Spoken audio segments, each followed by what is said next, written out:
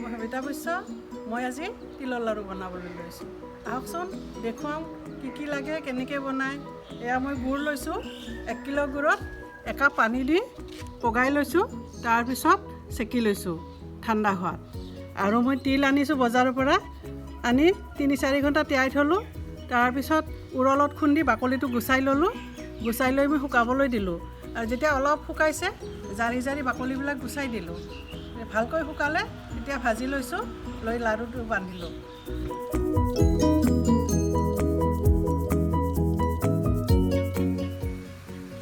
1 KG গুড়ত একাপ পানী দি গলাই ল'লোঁ এনেকুৱা কৰি ল'লোঁ গুড়টো গলাই লৈ চেকি লৈছোঁ ঠাণ্ডা কৰি তাৰপিছত মই অলপ অলপ কৰি 1.5 কাপমান গুড় এয়া গৰম গুড় 1.5 কাপমান কেৰাহীত দি অলপ অলপ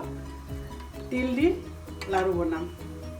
তিলখিনি 4-5 ঘণ্টামান তিয়াই থৈছিলোঁ থৈ পিছত ভালকৈ ধুই ল'লোঁ ধুই লৈ মই উৰলত অলপ খুন্দি বাকলিটো গুচাই ল'লোঁ ৰ'দত শুকাই ল'লোঁ আৰু অলপ শুকোৱাৰ পিছত জাৰিব লাগে জাৰি জাৰি বাকলিবিলাক উলিয়াই দিব লাগে আকৌ ৰ'দত শুকাই থাকিব লাগে এনেকৈ 2 দিন শুকালে হৈ যায় এনেকুৱা তাৰপিছত ভাজি ল'লোঁ এনেকুৱা হৈছে গলোৱা গুড় লৈ মই এতিয়া পগাই আছোঁ ঘন হ'ব লাগিব আঠা ধৰিব লাগিব 4ডাল ফুটা হ'ব লাগিব 2টা আঙুলিৰ মাজত ল'লে 4ডাল যদি ফুটা ওলায় তেতিয়াহ'লে আৰু বনাবলৈ ৰেডি হৈছে গুড়খিনি এনেকুৱা হ'ল এনেকৈ চাব আৰু 2টা আঙুলিৰ মাজত লৈ চাব এয়া মানে তাঁৰ ধৰিছে এয়া 4-5ডাল তাঁৰ ধৰিছে দেখিছে এই গুড়খিনি হৈ গ'ল এতিয়া তিল দি দিম মই 1 কাপ দিলোঁ 2 কাপ 3 কাপ দি দিলোঁ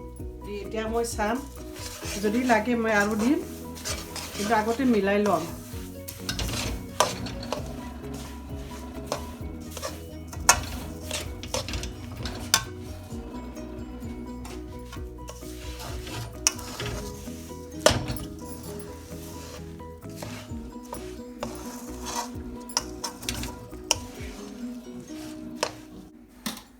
আৰু 1 মুঠিমান দি দিলোঁ অলপ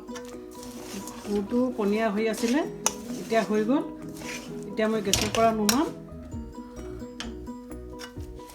গেছ নুমাই দিলোঁ আৰু মই 2 মিনিটমান সময় এনেকৈ লাৰি থাকিম তাৰপিছত লাড়ু বনাম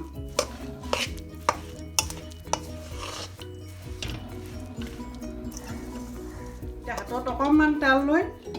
মোহাৰি ল'ব হাতখন নহ'লে গুড়টো লাগি ধৰিব এতিয়া হৈছে এনেকৈ পকাই গ'লে হ'ল একেবাৰে সহজ বনাবলৈ